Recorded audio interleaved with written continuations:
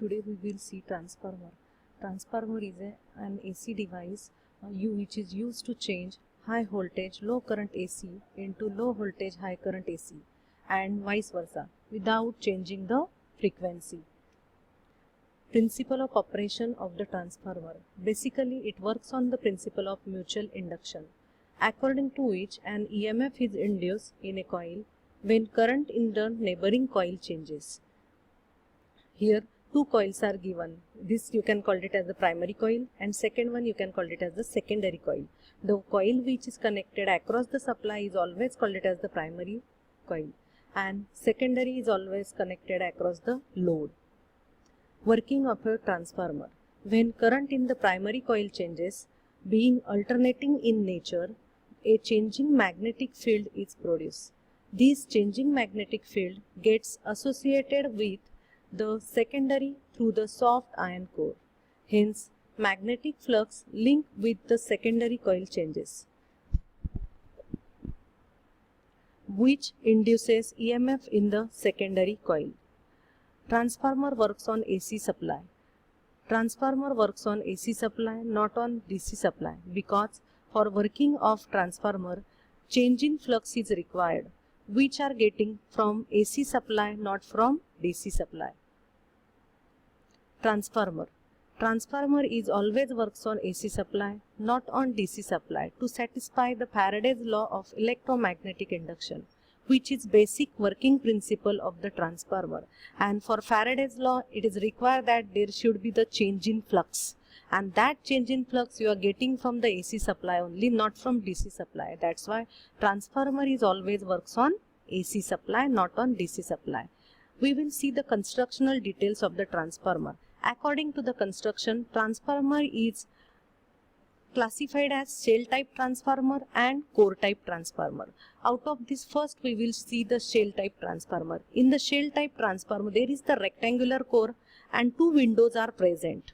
These are two windows, and this is the common winding. This winding is connected across the supply, that's why it is called it as the primary winding, and this winding is connected across the load, that's why it is called it as the secondary winding.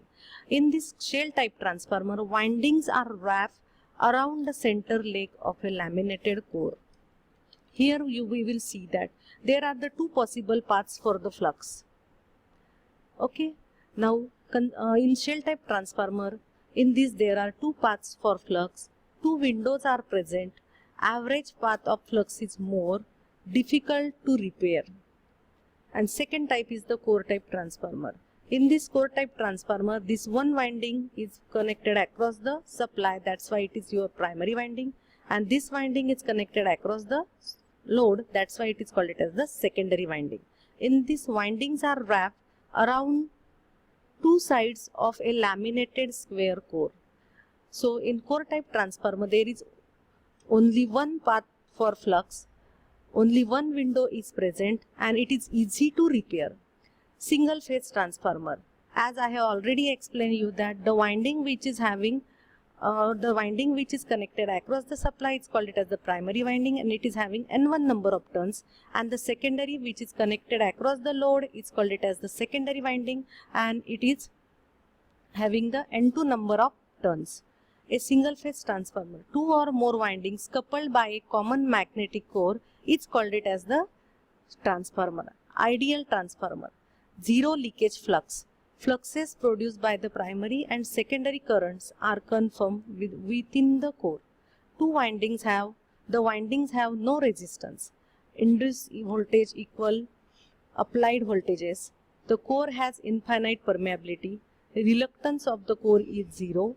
Negligible current is required to establish magnetic flux. Lossless magnetic core. No hysteresis or eddy current loss is there. So for ideal transformer, input power is equal to output power and losses are zero. Transformer efficiency. For calculating the efficiency of transformer, the formula is given below. Efficiency is equal to output power divided by input power, and that is again further explained as output power divided by losses in the transformer plus output power, that is equal to output power divided by losses are divided as copper loss plus core loss plus output power, and that is calculated as efficiency is equal to Vs Is cos theta upon PCU plus P core plus Vs Is cos theta.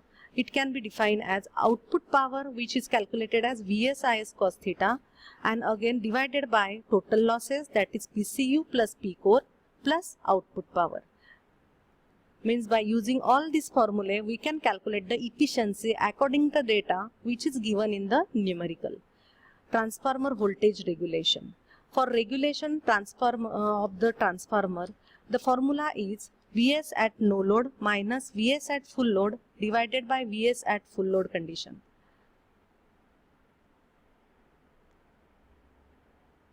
Okay, here what is no load, what is full load? Secondary voltage.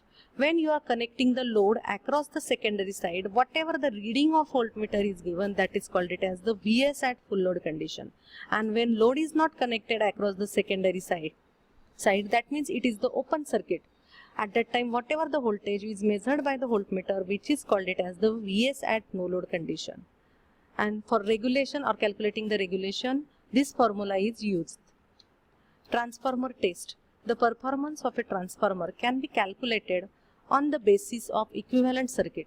The four main parameters of equivalent circuits are R01 as referred to primary, the equivalent leakage reactance X01 as referred to primary, magnetizing susceptance B0, core loss conductance G0. The above constants can be easily determined by the two tests. First one is open circuit test, second one is short circuit test. These tests are economical and convenient. These tests furnish the result without actually loading the transformer. What are the possible questions you can give to your students? That is, first one is what is the working principle of transformer?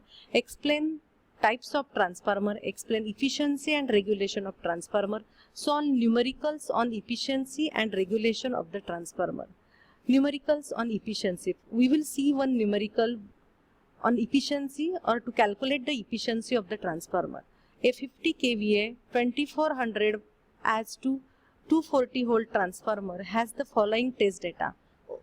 First data is when open circuit test is conducted on the transformer, the data available is 240 volt, 5.41 ampere, and iron loss present is 186 watt.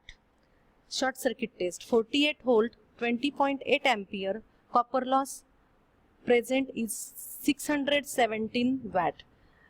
Determine percentage efficiency and voltage regulation of transformer at full load.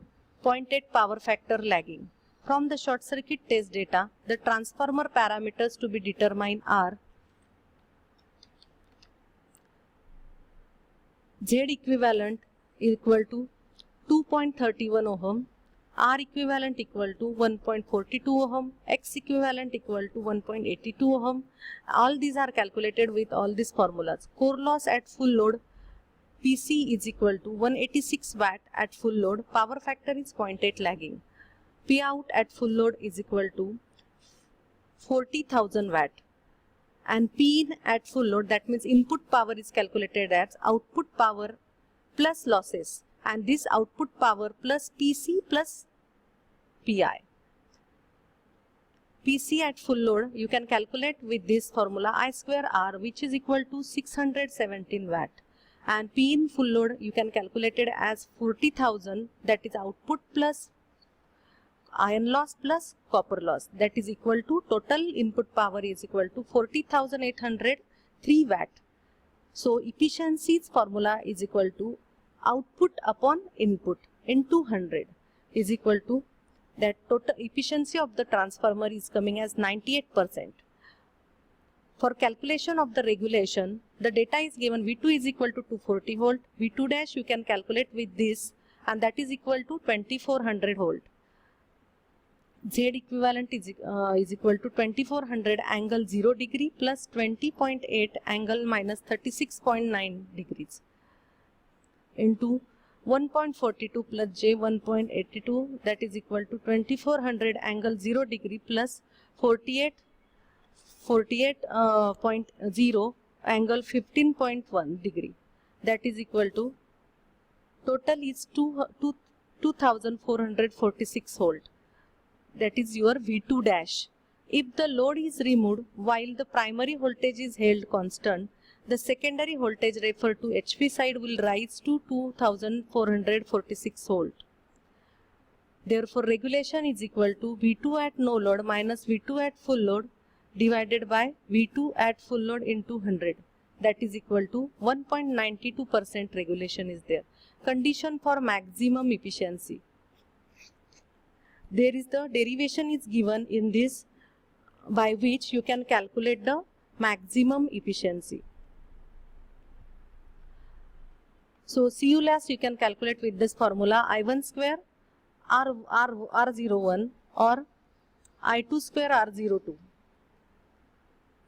Iron loss you can calculate, that is hysteresis loss plus eddy current loss, that is equal to WH plus WE.